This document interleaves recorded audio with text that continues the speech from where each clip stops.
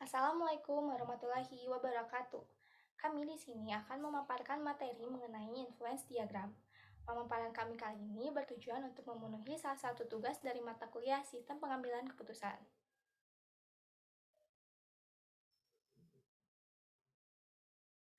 Anggota kelompok kami beranggotakan Saudara Nilan Saumi dengan NRP 20301070, serta saya sendiri Elvira Maharani dengan NRP 20301075, serta Saudara Yuliana Anggraini dengan NRP 20301076.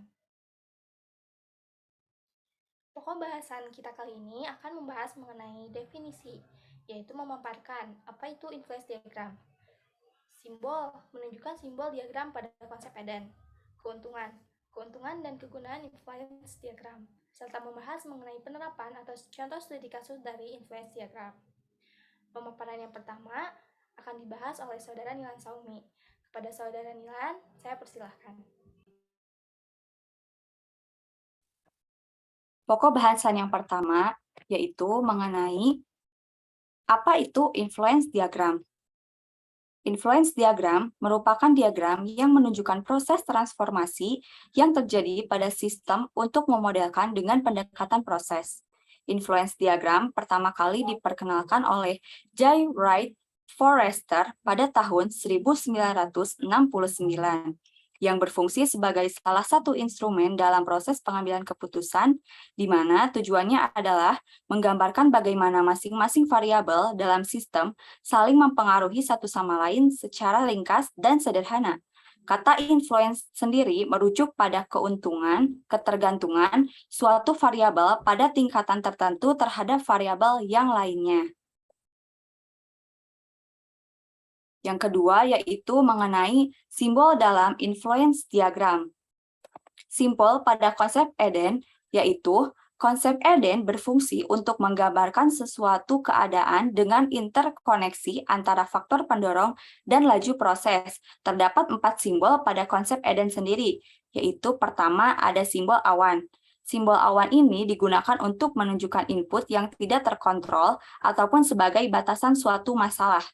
Yang kedua ada simbol lingkaran. Simbol lingkaran ini menunjukkan variabel sistem, komponen atribut, maupun state variable value. Yang ketiga ada simbol panah. Simbol panah ini menunjukkan ketergantungan suatu simbol dengan simbol lainnya.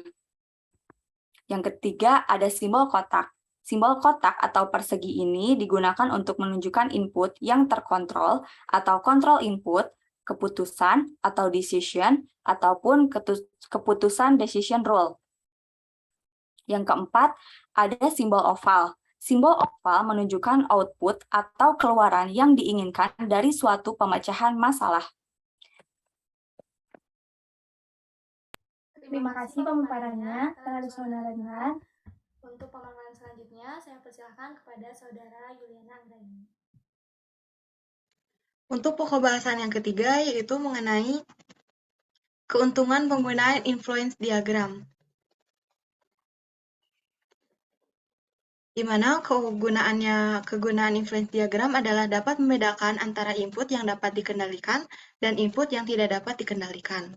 Hal ini bermanfaat bila pemodelan ingin membuat model versi sederhana yang fokus pada subsistem tertentu. Kegunaan yang pertama yaitu khusus. Khusus ini mengenali resiko dalam bidang risk management atau menganalisis bahaya yang mungkin terjadi dalam suatu masalah.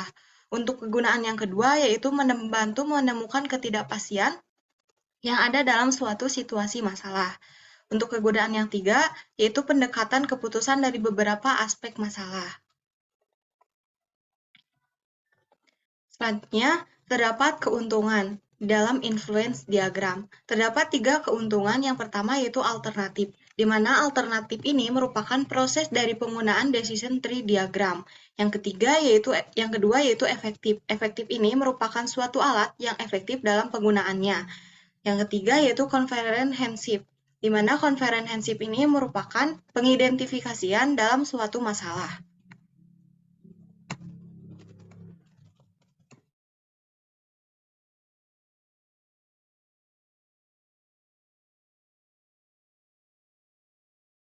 Selanjutnya terdapat contoh penerapan kasus.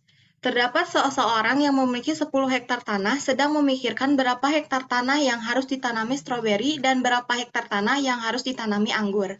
Dia mengetahui bahwa jika ditanami stroberi, setiap hektar tanah akan menghasilkan 13 ton stroberi per hektar. Untuk ini diperlukan 8 jam orang setiap minggunya.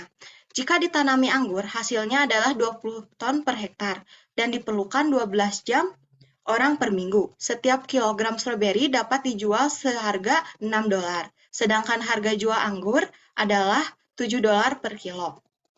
Saat ini, petani tersebut hanya memiliki 45 jam orang setiap minggunya. Berapa hektar tanah harus ditanami stroberi dan anggur agar diperoleh total hasil panen yang terbaik? Nah, untuk permasalahan kali ini, kita dapat menyelesaikannya dengan menggunakan konsep Eden. Dengan pertama-tama atau langkah yang dapat kita lakukan untuk menyelesaikan permasalahan ini yaitu dengan menentukan tujuan atau output dari kasus tersebut. Untuk kasus ini, hasil outputnya itu merupakan hasil panen. Yang selanjutnya itu, kita dapat menentukan variabel pembatas. Berdasarkan kasus ini, faktor pembatas yang terdapat yaitu mengenai luas tanah yang tersedia. Juga menggunakan simbol pada setiap diagramnya. Untuk simbol dari luas tanah ini menggunakan simbol awan. Untuk variabel pembatas yang tidak dapat dikendalikan yaitu hasil dari stroberi dan anggur per hektar. Lalu menentukan variabel pembatas yaitu hasil jual stroberi dan anggur serta jam kerja. Variabel yang dapat dikendalikan yaitu dari luas tanah.